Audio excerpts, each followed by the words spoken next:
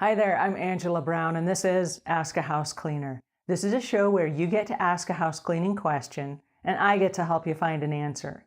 Now, today's question comes from a guy who is a franchisor, and he has a lot of franchisees who report back to him.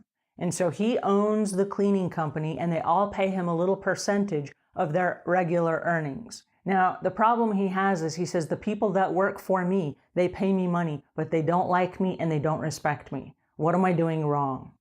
That's an excellent question.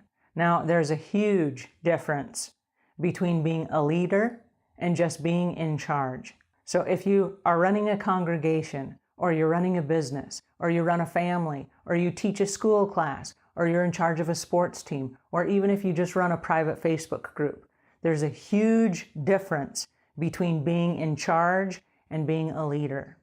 Now, if you are in charge, you can make whatever rules you want. You can break whatever rules you want. You can make whatever demands you want of the people that you are in charge of. But if you are a leader, what you're asking people to do is follow you. If you are in charge, you are demanding it. And if you are leading people, they want to follow you. See, there's a huge difference. Now, back in the olden days, thousands of years ago, there was a biblical passage that said, do unto others as you would have others do unto you. It's known as the Golden Rule.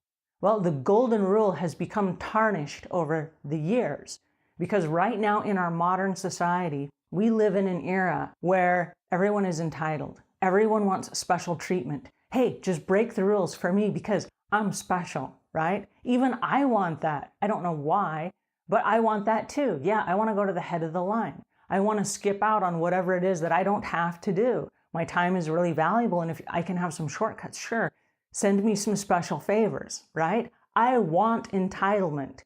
But if I treated other people with that same entitlement that I wish for, my business would fall apart. So I can't use the Golden Rule anymore because the society around that Golden Rule has changed. And so as a leader, instead of doing unto others as you wish others would do unto you, you have to change the rules of the game. And so now if you're going to lead, you have to follow the rules of the land and you have to lead with love. And sometimes that is tough love. And so even though I want to give you special treatment, and even though I want to have you skip to the head of the line in whatever the business or the religious philosophy is, if I want to give you special treatment, I still have to lead with love, and that tough love means I can't do that. I have to have a set of rules and regulations in place. And if you break these rules and regulations, here's what happens. And when you follow through on those rules and regulations, people respect you. They may not like you, but they respect you. And there's a difference. If you're just in charge and people don't like you, that's a whole lot different from people respecting you and they don't like you, okay? There's a difference between being in charge and being a leader. Being a leader is not easy. Neither is being in charge, but being a leader is not easy because you have to make some very clear, distinct decisions that are going to be unpopular. One of the most important things about leadership is realizing this. Leadership cannot be assigned. It cannot be demanded. It has to and only can be earned. And so if I print something fancy on your business card that says, I'm the owner of this franchise, okay, that's awesome. But all that title does is that buys you time until you can prove that you are in fact a leader or until your franchisees can prove that you're not. That's all it does. Having a fancy title just buys you time. It does not enforce the fact that you are a leader because maybe you're not, okay? So if you want to be a leader, there are a couple of things you need to be aware of. Number one is you need to respond, not react. And in every business, sports team, congregation, whatever, there will be things that malfunction. That is part of the role of being a leader. You are in the line of fire when a whole bunch of stuff malfunctions and crumbles. And how you lead is going to determine how the people around you behave. And so if they think that you're the leader and you're in charge, they're going to look to you for cues.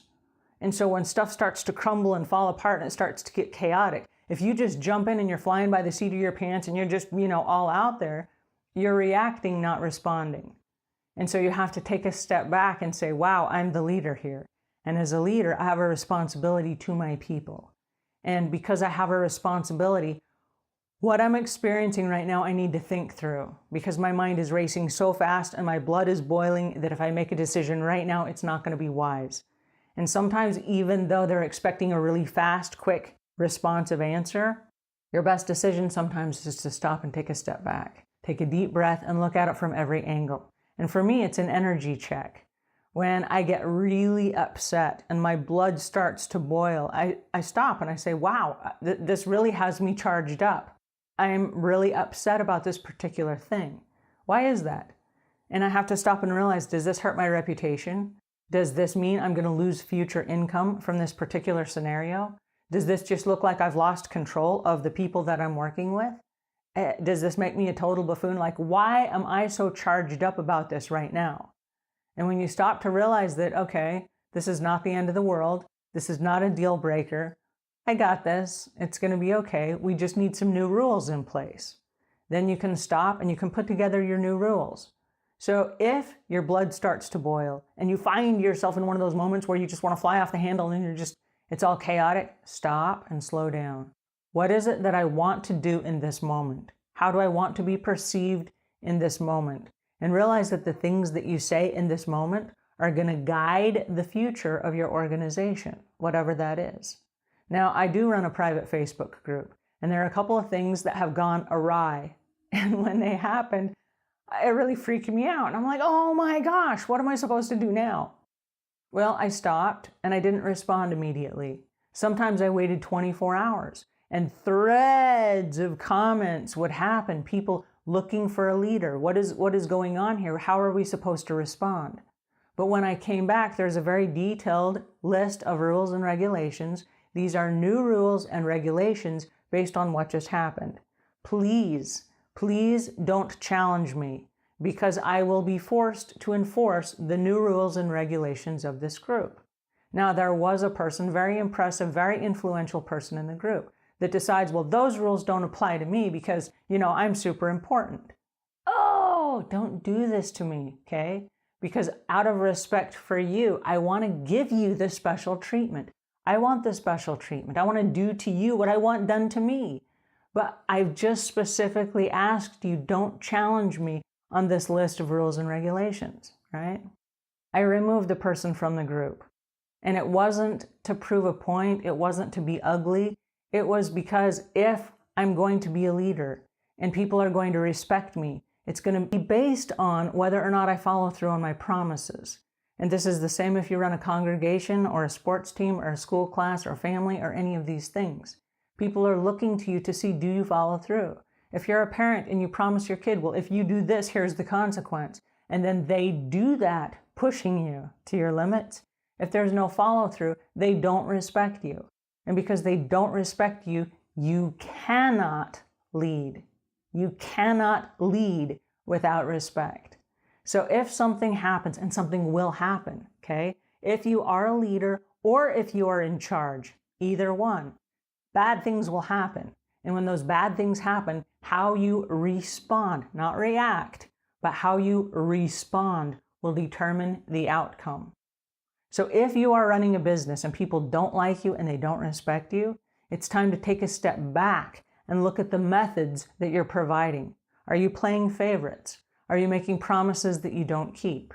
Are you reacting and flying off the handle and acting weird, and people are uncomfortable with the inconsistent behavior?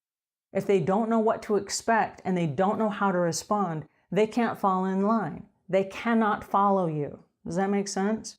In my private Facebook group, I cannot be there 24 hours a day. I run a very successful business. And so as I'm off running my business, weird things happen in the group. You want to know what happens now? There will be other people in the group.